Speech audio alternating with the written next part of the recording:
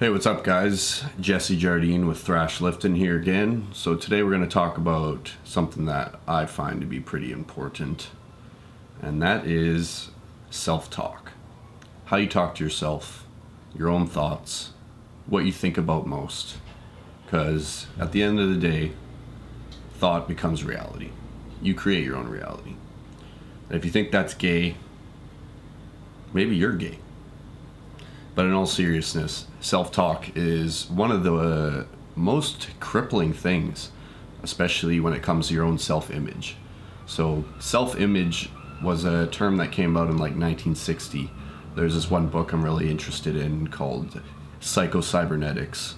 I'm probably going to do a upcoming book review on that because it was really eye-opening and life-changing. Pretty much any self-help thing you look at, Tony Robbins, anything like that, always talks about the self-image, like 30-day positivity challenges, all that stuff. It's all in this book. So self-image, how you talk to yourself, very crucial. Like, I don't want to use a real life example, but kind of what brought this on yesterday. I was talking to a friend about going to the gym. I get lots of people want to go to the gym. Everyone wants to look better. Everyone wants to be more confident. Everyone wants to be healthy, and they will rationalize why they don't want these things, or why they can't achieve these things, or why they're a waste of time. And it's really just a lack of a positive self-image. So I was talking to a buddy yesterday, wants to begin going to boxing and stuff, and I was like, well, that's cool. I used to box. I'm more into bodybuilding. I really like, the physical aspect, being strong, looking good, being confident. I got into it to get girls and be confident, and I have those things now, but I keep up with it because it's like a borderline addiction now, but a positive addiction. You know what I mean? Like, you can't read too many books, you can't lift too many weights, you can't get too big. Well, you can't get too big with the use of androgenous steroids such as testosterone and trembolone acetate, but that's for a different day. But I don't think you can get too big naturally. And girls should lift weights too, but that's a topic for a different day.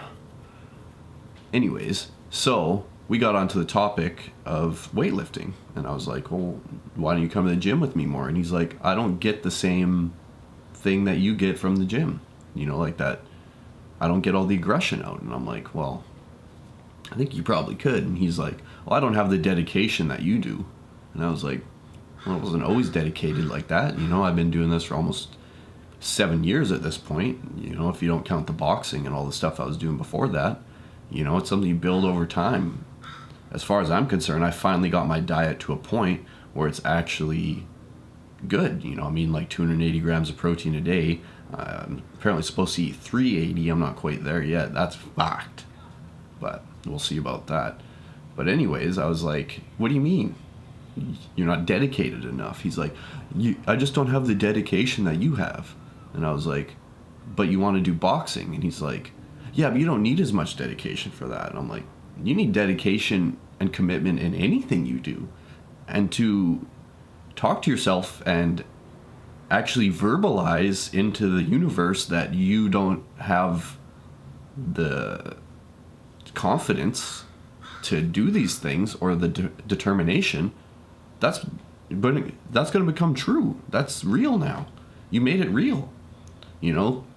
Like, thoughts are very powerful.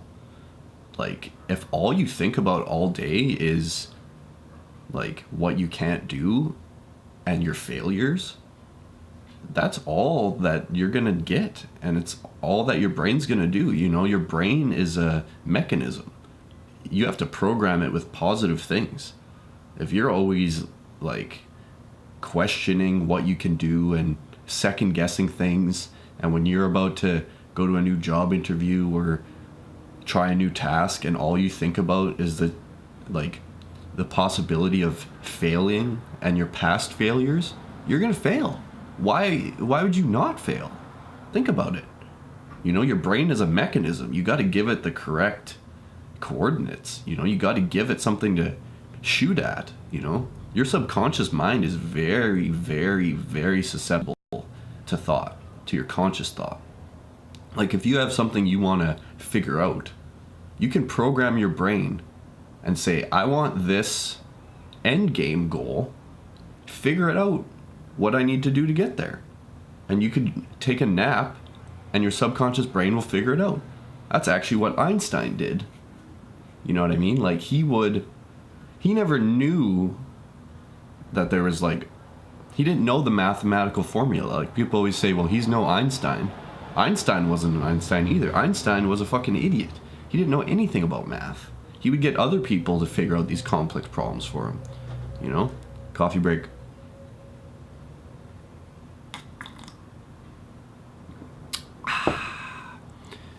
But, like, he knew the end game and where he was beginning. And he would go to bed and take a nap, and he would wake up with the answer and write it down. You know, it's amazing what you can do with your subconscious mind. I'm still trying to figure it out. You know, like, I struggle with self-talk too. With these type of videos, whenever I'm about to make one, I'm like, why should I make this? Who am I to make this? There's people way more intelligent than me with way more money that have actually been successful doing this. Who am I to talk about this? But then you need to conquer that shit. You need to, you know, like, one thing I've been using is visualization. Like, whenever you want to do something, there's always that little petty part, the false fucking self that wants to just break you down, you know? Like, there's the angel on the shoulder and the demon. There's always that demon in there. He's going to tell you what you can and can't do. And I've been visualizing him as a tiny, small version of myself. I can explain exactly what he looks like. Got a black suit. He's like me, very skinny and jaunt. Short hair, because short hair is fact. No, I don't really care, but I really like long hair on everybody. But I imagine him as this little pessimistic little bitch-ass baby. And whenever he tells me something that I can't do, I tell him to get fucked. You know, because proving other people wrong, yeah, it's awesome. You know, if someone tells me I can't do shit, fuck you, I'm going to show you. But when you tell yourself you can't do something, that's failure. You know, and you're going to be a very unhappy person.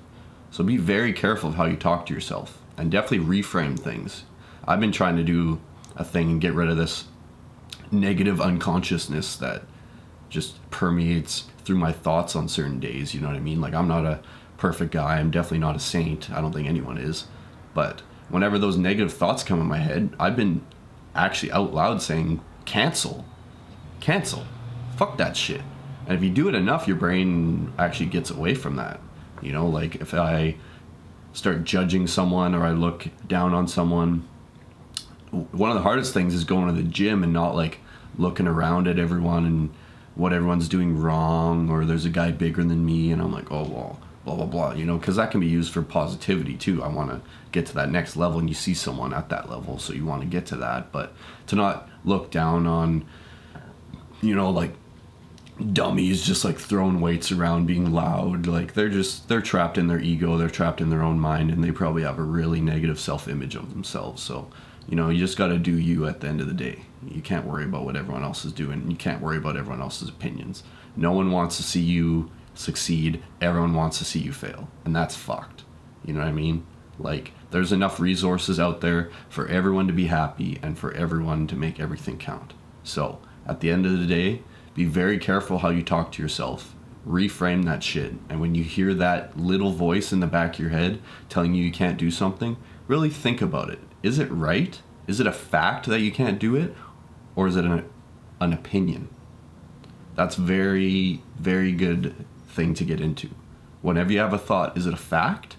Let's say, for example, you know, I want to get this personal training going again, but I don't really want to do it the original way in big box gyms and stuff. I want to help people out like this. So there's a part of my brain that says, well, there's already, like, tons of guys, Brandon Carter, Elliot Hulse, all these guys, they got way more reach than me, but they don't have the same things to say that I have to say.